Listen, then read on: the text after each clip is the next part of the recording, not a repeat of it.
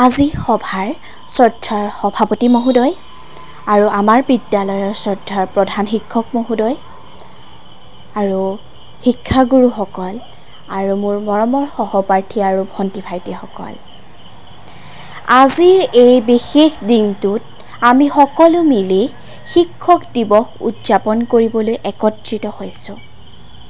শিক্ষক দিৱস হৈছে সেই দিনটো যি দিনটোত আমি আমাৰ শিক্ষকসকলৰ প্ৰতি কৃতজ্ঞতা জ্ঞাপন কৰোঁ আৰু তেওঁলোকৰ কঠোৰ পৰিশ্ৰমৰ বাবে ধন্যবাদ জ্ঞাপন কৰোঁ। শিক্ষক দিৱসৰ এই বিশেষ উদযাপন ডক্টৰ সৰ্বপল্লী ৰাধাকৃষ্ণণৰ জন্মদিনৰ লগত সম্পৰ্কিত। তেওঁ আছিল ভাৰতৰ প্ৰথম ছাত্ৰ আৰু দ্বিতীয় ৰাষ্ট্ৰপতি আৰু এজন বিশিষ্ট দাৰ্শনিক, শিক্ষাবিদ আৰু মহান শিক্ষক। তেওঁ শিক্ষকতাৰ মহানত্ব বিশ্বাস কৰিছিল আৰু শিক্ষকৰ ভূমিকা সমাজৰ গঠনত এক বিশেষ স্থান দখল কৰি থাকে বুলি অনুভৱ কৰিছিল। সৰ্বপল্লী ৰাধাকৃষ্ণণৰ ৫ ছেপ্টেম্বৰ জন্মদিনক তেওঁলোকৰ সন্মানত শিক্ষক দিৱস হিচাপে পালন কৰিবলৈ পৰামৰ্শ দিছিল, যাতে শিক্ষকসকলৰ প্ৰতি শিক্ষাৰ্থীসকলে সন্মান আৰু কৃতজ্ঞতা প্ৰদৰ্শন কৰে। শিক্ষকসকল হৈছে আমাৰ জীৱনৰ পথ প্ৰদৰ্শক।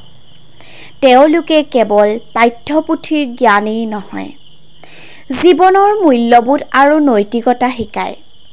তেওঁলোকৰ সহায় আৰু পৰামৰ্শৰ বাবে আমি সকলো সময়তে কৃতজ্ঞ থাকিব লাগিব। আমাৰ শিক্ষকসকলে আমাৰ জীৱনত এক বিশেষ স্থান দখল কৰি আছে।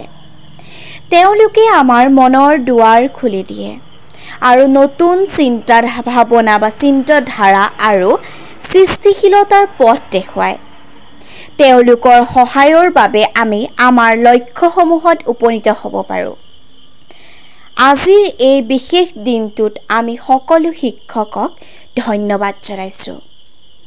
আপোনালোকৰ সহায় আৰু উৎসাহৰ বাবে আমি সকলো সময়তে কৃতজ্ঞ থাকিম। আপোনালোকৰ আশীৰ্বাদ আৰু সহায়ৰ বাবে আমি আমাৰ জীৱনত সফলতা লাভ কৰিব পাৰিম। আজি আপোনালোকৰ বাবে মই এটি কবিতা লিখিছিলোঁ, যিহেতু কবিতাটোৰ নাম হৈছে শিক্ষক। শিক্ষক যেন এগছি জ্বলন্ত বন্তি, যাৰ জ্যোতিৰে আমি আলোকিত হওঁ। সেই শিক্ষকক শিৰ নত কৰি শত সহস্ৰ প্ৰণাম জনাওঁ। বুদ্ধি দিলে, জ্ঞান দিলে সফলতা, বিনিময়ত নোখোজে একোকে। ছাত্ৰ ছাত্ৰীৰ সফলতাত হিয়া ভৰি পৰে, মৰম কৰে এছাৰিও তোলে, গ্ৰহে আনৰ ভেটি। শিক্ষকসকল যেন সুগন্ধি বিলোৱা একোডাল ধূপকাঠি। শিক্ষক যেন এটি ভাষাহীন শব্দ, জ্ঞানৰ আন এটি ৰূপ।